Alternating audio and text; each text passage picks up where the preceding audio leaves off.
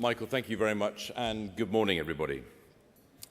Conference, when history looks back on the great achievements of Labour in government, the peace process in Northern Ireland will rank high. The visit of the Queen this year, the first by a British monarch since 1911, marked both the end of one chapter and the start of the next. It was an enormous symbol of healing, reconciliation, part of the new bargain that is Northern Ireland. The visit where, with President McAleese, the Queen laid a wreath in the Garden of Remembrance, which of course marks the Easter uprising of those who fought for Irish freedom. The visit which took in Croke Park, where 14 people were slaughtered by British troops in 1920.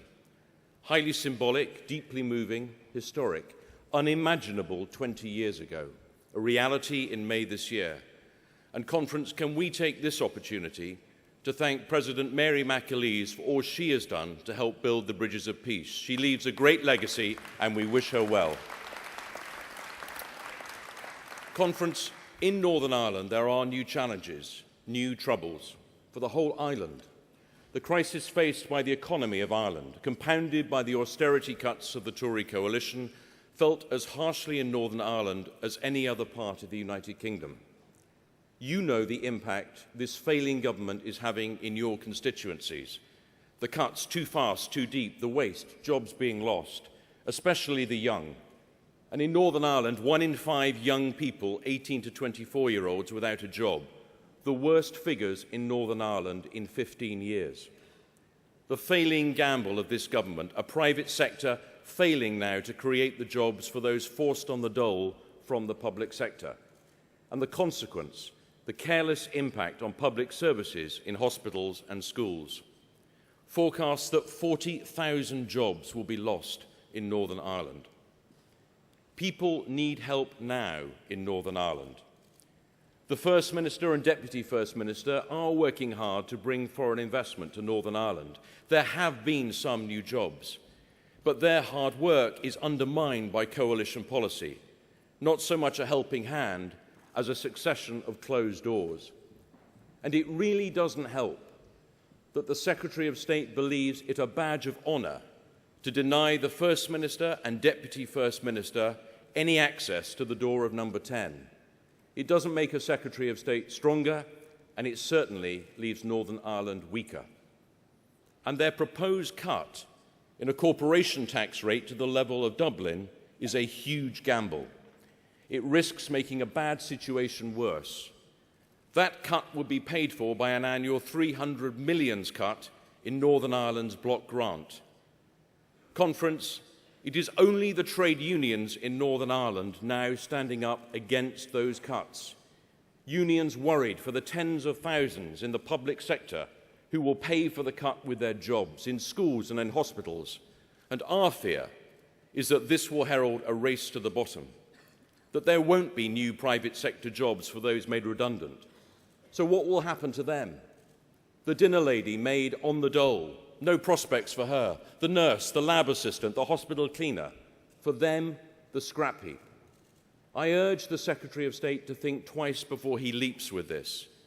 We share the ambition to rebalance the economy in Northern Ireland. We need to know, though, that the price won't just be paid in the jobs of those who, through the worst years of the Troubles, never walked away. Those people need security for tomorrow. They too in the public sector should be part of the bargain for a new Northern Ireland. Conference, you can't just wish for a better future. You have to work for that future, and it requires trust. So keeping the promises in the Good Friday Agreement, including a Bill of Rights for Northern Ireland, matters. And the Coalition's decision to renege on that Good Friday commitment is a huge error of judgment. It will be a running sore, and until the Secretary of State understands this and reverses his judgment, it will be a problem for the process. Commitments matter, and the Secretary of State should beware of breaking promises. This time last year, I asked the Secretary of State to honour the commitment by a former Prime Minister, Tony Blair, that there would be an inquiry into the death of Pat Finucane. He promised the decision would be soon. 12 months later, no decision. Why are the Finucane family still waiting? If it is his intention to renege on another commitment, I urge him to think again. We made the promise in good faith. It helped establish the trust to build the St Andrews Agreement. It is a huge gamble, assuming he decides against the inquiry. It will have consequence. Northern Ireland can only be released from the grip of its past by dealing with the past. Renege and you risk damaging foundations. Now, in this new era, safeguarding the peace carries enormous risks, a heavy burden borne by police officers of the PSNI. They do so without complaint. Their collective commitment to serve the community, regardless of risk, is quite simply everyday heroic.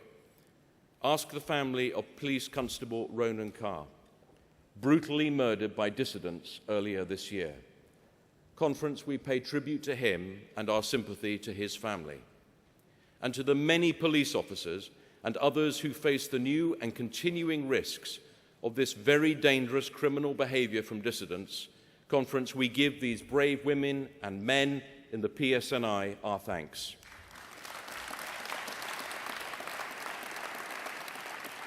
Conference, we need to ensure that the world knows that for the vast majority of people in Northern Ireland, things have changed.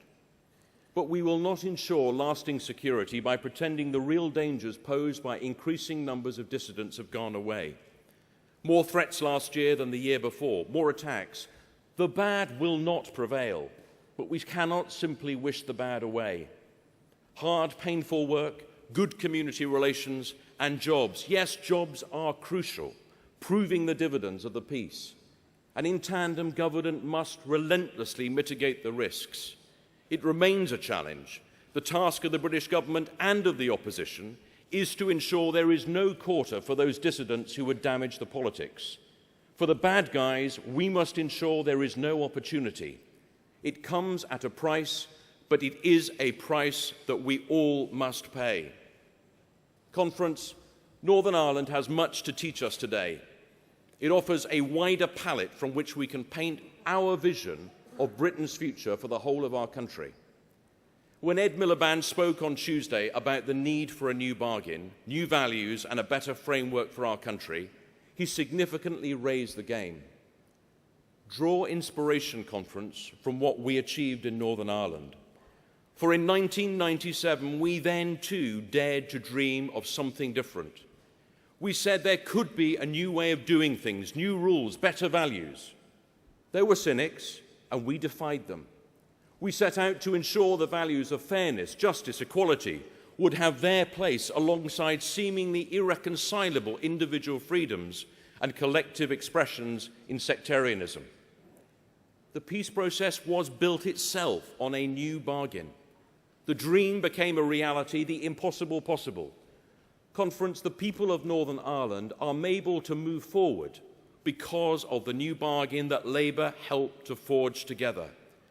So as we now look to our own future and what we can achieve for our country in that future, remember what you did in Northern Ireland. You dared to dream, and that achievement was built on a new system of rules, on better values, shared values. It can be done, Conference. Dare to dream, for in Northern Ireland it was done. Thank you.